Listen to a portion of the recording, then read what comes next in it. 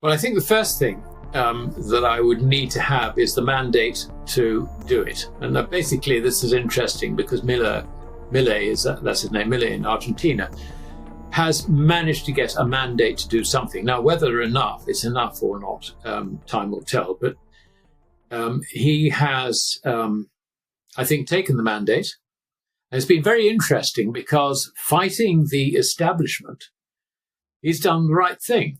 The establishment just hated the thought that Milei would swing his chainsaw and all the rest of it. Because, they're losing power, they're losing jobs, they're losing, if you're a bureaucrat, you're not used to this. And particularly in Argentina, not only you're not used to it, but, you get not just your salary out of it, but there are all sorts of other perks as well. You're going to lose all that. So I can imagine that Milei sits down with, let's say, the leaders of various ministries, and he says, right, this is what I'm going to do. Bang, bang, bang, bang. And if you don't like it, let's have another election. We'll put it to the people.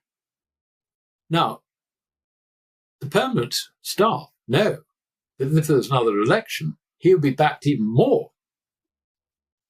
But this is something you have to do the moment you get in. Now, there is no political mandate in this country or in America or indeed around Europe to take the necessary action to move states away from state dependency. We're not just talking about welfare, we're talking about dependency in all sorts of other areas as well. You mentioned infrastructure. There is a case for government to maintain infrastructure and possibly improve it where necessary. But it's a wasteful way of doing it. I've seen, I remember in Grenada, in the Caribbean, seeing a bridge which had been built by government money. Now, not Grenadian government money, but, one of these multinationals, World Bank or something. I don't know. Obviously, the problem with government is that they don't do things for sensible reasons. They do it for political reasons. This is the whole thing. And they built a bridge from a place which was nowhere to a little island which was completely uninhabited.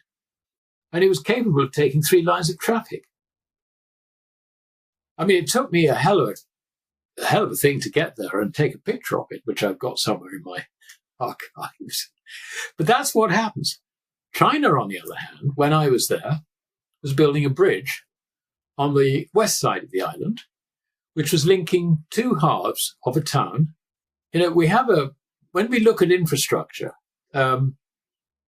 logically, governments are better at doing something than they are at acting in other areas. But then I bear in mind that in Hong Kong, when the financial secretary was asked by business, look, we've got to put a tunnel into Kowloon. This is from the island into the thing. And he said, this is John Cowperthwaite. He said, well, if it's justified, then you do it. I'm not going to do it.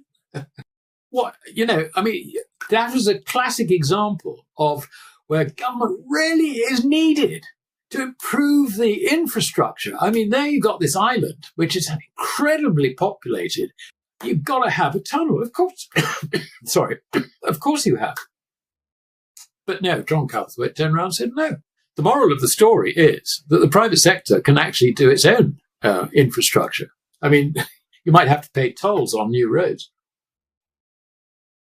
But that works. So I don't buy the story. I'm not saying, I'm not ruling out roles in infrastructure entirely. I think there may well be, but, to bull it up as, this is something only government can do, I think is a mistake. Returning to your point, I would need that mandate. I would need a Milei mandate and more. And I think the only way that I would get that is a complete collapse of the fiat currency system. Then I reckon I could probably restructure the economy, restructure the way things work, cut out all the waste. Well, as much as one possibly can.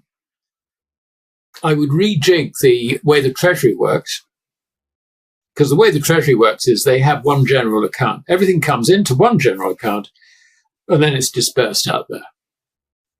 The problem with that is that people get taxed on one thing, and the money gets spent on something else. So I would introduce something which would horrify the Treasury officials. And that is, I would, and this is the technical term, I would hypothecate revenue. In other words, taxes for maintaining roads will go back into maintaining roads. Everybody in the economy has got to know that if government takes money out of their pocket, where it is going to be spent. I think a lot of the problem is because revenue is not hypothecated, people just see sort of government has got, I just shout loud enough and I'll get money from government. They don't actually associate the function of that money from government with its source. That has got to be returned. So, there are things like that that can be done. But basically, you've got to get government out of business. I would get the central bank, the Bank of England, to stop trying to manage the economy with interest rates. We go back on a gold standard.